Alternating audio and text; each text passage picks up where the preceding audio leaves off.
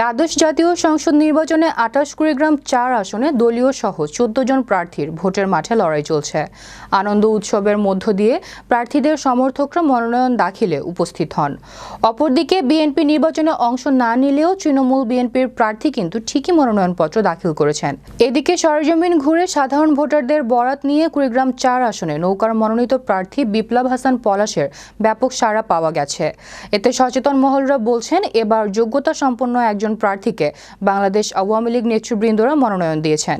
এ সময় কুড়িগ্রাম ৪ আসনের রৌমারী, চিলমারী, চর রাজীবপুর উপজেলার সর্বস্তরের নেতাকর্মীরা উপস্থিত ছিলেন।